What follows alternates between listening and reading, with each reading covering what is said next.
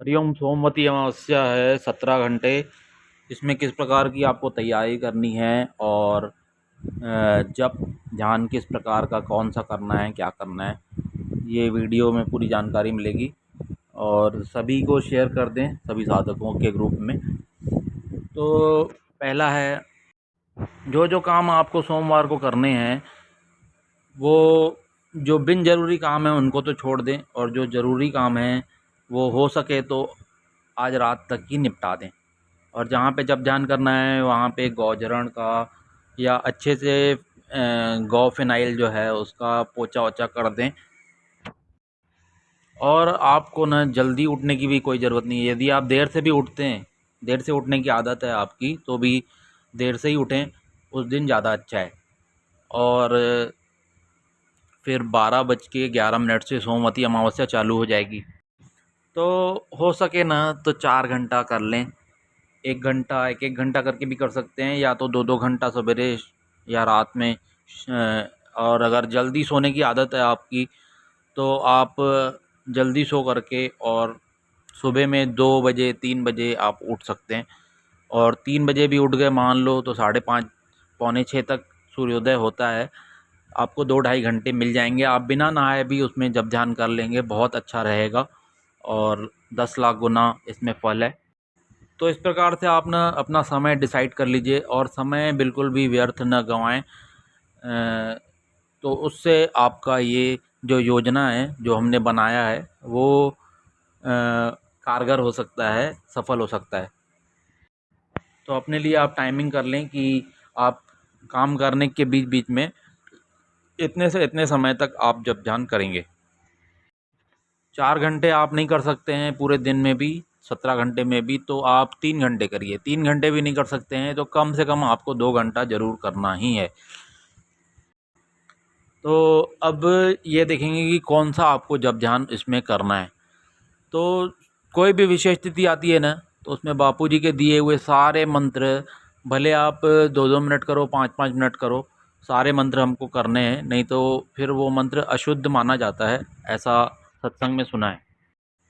तो ज़्यादा से ज़्यादा समय आप अपने इष्ट मंत्र में देंगे, गुरु मंत्र में देंगे, और ज़्यादा से ज़्यादा समय आप ईश्वर प्राप्ति में देंगे। ईश्वर प्राप्ति उस दिन बहुत आसानी से हो सकती है और कईयों को होगी। आरोग्य का मंत्र कर लीजिए।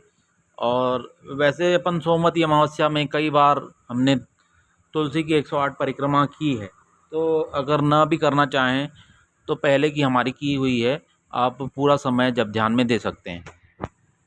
और दूसरी बात यह है कि बापूजी के लिए हम कम से कम एक माला स्वास्थ्य मंत्र ज़रूर करेंगे। माला से नहीं करते हैं तो 15 से 20 मिनट, आधा घंटा आप ज़रूर बापूजी के लिए स्वास्थ्य मंत्र करेंगे ही करेंगे। स्वास्थ्य मंत्र जो आपको मिला हुआ है वही करना है। और ज़्यादा करते हैं तो बहुत अच्छा है, और इसका लाभ आप ही को मिलेगा, आपके परिवार को मिलेगा। बापूजी ने कहा है जो गुरु के लिए स्वास्थ्य मंत्र करते हैं उनका परिवार और उनका स्वास्थ्य हमेशा अच्छा रहता है। और यदि अपन ईश्वर प्राप्ति में बैठे हैं और 2 घंटा उसी में बीत गया, 3 घंटा उसी में बीत गया, तो बाकी सारे नियम आप भले छोड़ सकते हैं, या एक एक 2-2 मिनट करके आप सारे मंत्र कर सकते हैं। बहुत सारे मंत्र हमको बापूजी से मिले हुए हैं। मंत्रों को कहीं पे लिखना नहीं चाहिए। आप मतलब जैसे ना गुप्त रूप से लिख सकते हैं।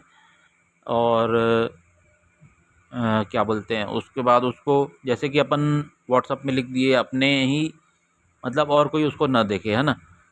तो इस प्रकार से अपन उसको डिलीट भी कर सकते हैं बाद में, या अपन किसी कागज़ में लिख देते हैं तो वो कागज़ फिर तालाब में डाल देना आप। अच्छा, जो ऑफिस में काम धंधे में रहते हैं वो हो सके तो छुट्टी ले लें, ज़्यादा अच्छा रहेगा। और छुट्टी नहीं लेते हैं मान लो, तो भी मौन रहेंगे ऑफिस में भी, काम धंधे में भी, और कीर्तन आदि ईयरफोन से सुन करके, या अगर मान लो कि नहीं है व्यवस्था तो भी मन भगवान में ही लगा रहे। आप बैठे हैं, ठीक है, खड़े हैं, या कहीं कई लोग दुकान में भी खड़े रहते हैं, तो आपके हाथ चलते रहें, या जैसे कि अपन तबला बजा रहे हैं या कुछ ऐसा, मतलब अपने हिसाब से आप कर सकते हैं। समझ रहे होंगे ना। मतलब किसी भी प्रकार से अपन पूरा दिन अपन जब ध्यान में ही गुजारें ज़्यादा अच्छा है। और जैसे कि हमारे असाधन बहुत हैं या अपन बहुत दुर्गति वाली स्थिति पे हैं, तो भी ये एक दिन ऐसा है कि आपको दुर्गति से सीधा उन्नत कर देगा, बहुत उन्नत कर देगा ये दिन। बस ये है कि आपका मन लगे न लगे, आप भगवान में लगे रहें, आप जब ध्यान में लगे रहें। हरिओम।